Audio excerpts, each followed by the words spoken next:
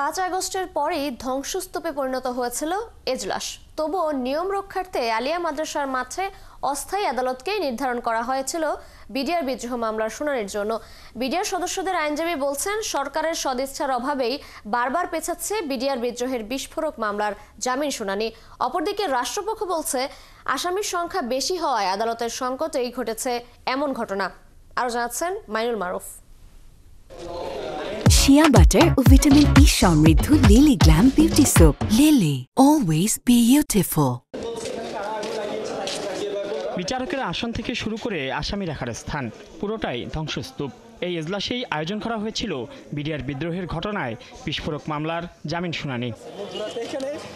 তবে নির্ধারিত দিনে এজলাসের এমন অবস্থা দেখে শুনানির তারিখ পিছিয়ে দেওয়া হয়। সে সময় জানানো হয়, আগের রাতের আগুনের কারণে রাজধানীর বকশীবাজার আলিয়া মাদ্রাসা মাঠের অস্থায়ী এই আদালত বিচার কাজ পরিচালনার জন্য উপযুক্ত নয়। তবে পুলিশ বলছে, এই এজলাসের এমন অবস্থা হয়েছিল 5 আগস্টের পরপরই। ভাঙচুর করে আগুন দেওয়া হয়েছিল তখনই। আর অনুপযুক্ত এজলাসেই আবারও আগুন দেওয়া হয় 8 জানুয়ারি। তবে কারা দিল আগুন তা জানেন না কেউ। একাধিকবার ভাঙচুর করা হয়েছে, এমনকি পূর্বে এই আদালত প্রাঙ্গণে ছোট করে আগুনও জ্বালিয়েছে। যেহেতু ধ্বংসস্তূপে 5 আগস্ট পর এটা পুরোটাই ধ্বংসস্তূপ অবস্থায় ছিল, সেখানে আদালত আসলে পরিচালনার মতো অনুকূল কোনো পরিবেশ ছিল না। এদিকে বারবার নানা কারণ দেখিয়ে জামিন শুনানি পিছিয়ে দেয়াকে সরকারের সদিচ্ছার অভাব বলছেন আসামি পক্ষের আইনজীবী।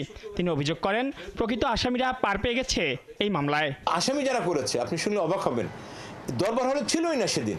এখানে তদন্তটি ভালোভাবে হয়নি।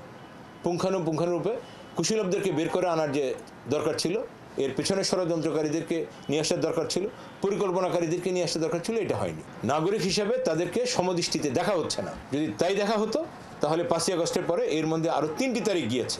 এদিকে রাষ্ট্রপক্ষ বলছে, নিয়ম রক্ষা ও একই সাথে শত শত আসামিকে হাজির করে বিচার পরিচালনার জন্য উপযুক্ত আদালত না থাকায় আলিয়া মাদ্রাসা মাঠে অস্থায়ী আদালতকেই শুনানির জন্য নির্ধারণ করা হয়। যেহেতু এটা গেজেট নোটিফিকেশনের মাধ্যমে ওই আদালতের স্থানটা আলিয়া মাদ্রাসা হিসাবে তালিকাভুক্ত, এবং সেই কারণেই সেখানেই বিচার কার্যটা এখন পর্যন্ত চলার জন্য নির্ধারিত আছে। তো ফলে কিছু অচল অবস্থার তথ্য জানা সত্ত্বেও এটা স্বাভাবিকভাবেই আইনানুগ প্রক্রিয়ার কারণেই, আইনগত বৈধতার কারণেই অন্য কোথাও না গিয়ে সেই আদালতেই সেই স্থানেই যাওয়ার জন্য সেই বাধ্যবাধকতার কারণেই আমরা গিয়েছি। বিডিআর বিদ্রোহ মামলায় প্রায় 800 আসামি কারাগারে রয়েছেন প্রায় 16 বছর ধরে, যাদের অনেকেই ইতোমধ্যে হত্যা মামলার সাজার মেয়াদ পূর্ণ হলেও বিস্ফোরক মামলার বিচার কাজ চলায় জামিন পাননি। মাইনুল মারুফ, 71, ঢাকা।